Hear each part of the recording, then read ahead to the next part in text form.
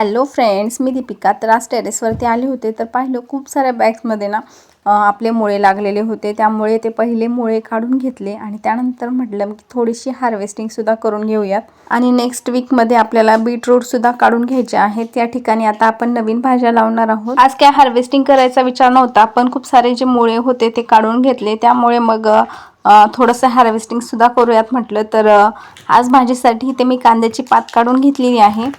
टेरेसवरती तर जास्ती कांदे लावलेले नाही, तर त्यामुळे जेवढी निघेल तेवढी काढून घेतलेली आहे आणि त्यानंतर मग खालच्या गार्डनमधून काढून घेऊयात. तर मला आज कांद्याची पात बनवायची होती, त्यामुळे मग इथे कांद्याची पात काढून घेत आहे. आणि इथे बघू शकता भोपळ्याचा एक वेल लावलेला आहे, त्यातच भेंडीचं एक रोप आहे आणि कारल्याचा सुद्धा वेल लावलेला आहे. तर त्यामध्ये अशी कांद्याची पात एवढी निघालेली आहे. त्यानंतर मग ह्या ग्रो बॅगमध्ये मी जिथे बीटरूट लावलेला आहे तिथे मेथी टाकलेली होती आणि गाजरसुद्धा आहेत. सो इथली जी मेथी आहे ती आता खुडून घेऊयात, कारण ती थोडीशी रेडी झालेली आहे. एवढ्याशा मेथीने काही भाजी होणार नाही, त्यामुळे मग मागच्या गार्डनमधली सुद्धा काढून घेणार आहे. सो आजची ही होती टेरेसवरची छोटीशी हार्वेस्टिंग. तर त्यानंतर मग गार्डनमध्ये जाऊन कांद्याची पात काढून आणलेली आहे आणि आता ही गार्डनमधून थोडीशी आणलेली आहे आणि वरची आपल्या टेरेस गार्डनवरची आहे. तर याची मिळून मी आता भाजी करून घेणार आहे.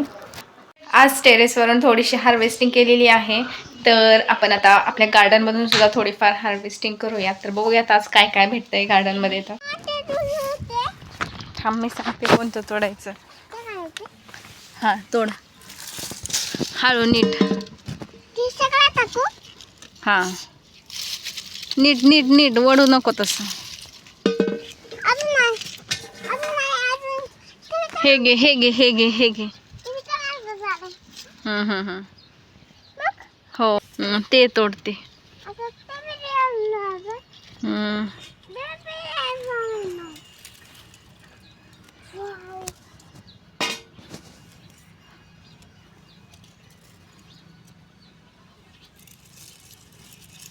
आदूला सुद्धा माझ्यासारखीच गार्डनिंगची आवड आहे, त्यामुळे ती तर माझ्या पुढे असते.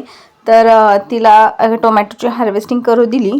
आणि ही या ठिकाणी जी मोठी वांग्याची रोपं लागलेली आहेत तर ती आहे भरताच्या वांग्याची. आणि इथे बघू शकताय टोमॅटो किती मस्त लागलेले आहेत आणि अजूनही एवढे टोमॅटो हार्वेस्ट केलेले आहेत.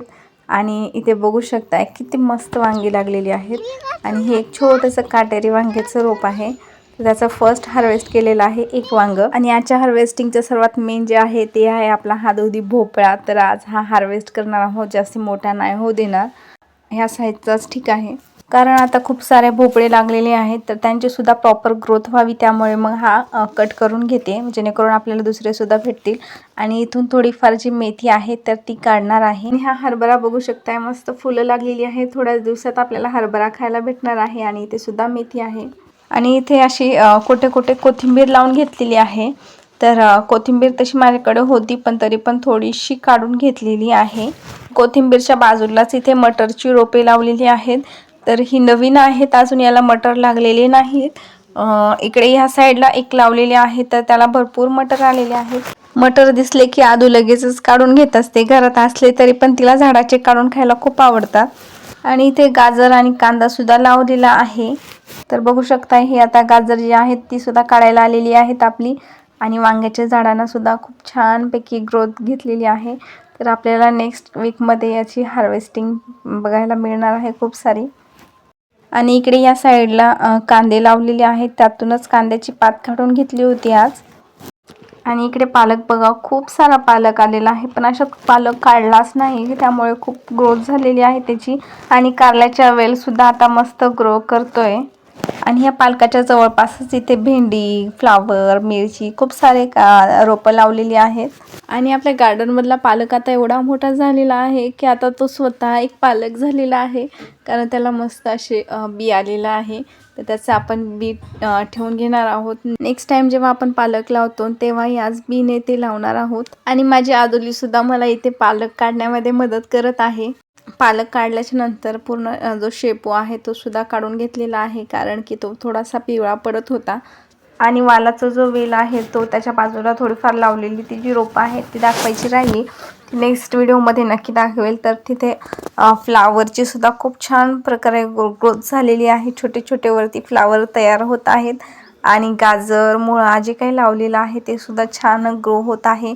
काही काही मुळांना खूप मस्त फुलं सुद्धा आलेली आहेत आणि त्याच्या शेंगड्या सुद्धा येत आहेत. मुळा लावून जास्ती वेळ पण नाही झालेला, पण का माहित नाही, पण त्याला लगेचच फुले लागलेली आहेत. मे बी आता मुळ्याचा सीझन संपत आलेला आहे त्यामुळे होत असेल कदाचित. तर ही होती आजची आपली बंपर हार्वेस्टिंग. ताटात जागा सुद्धा उरलेली नाहीये आणि ही आहे आपली फायनल हार्वेस्टिंग. आजची हार्वेस्टिंग कशी वाटली आणि हा व्हिडिओ कसा वाटला ते नक्की कमेंट करून सांगा. आवडल्यास लाईक, शेअर आणि सबस्क्राईब करा. बाय.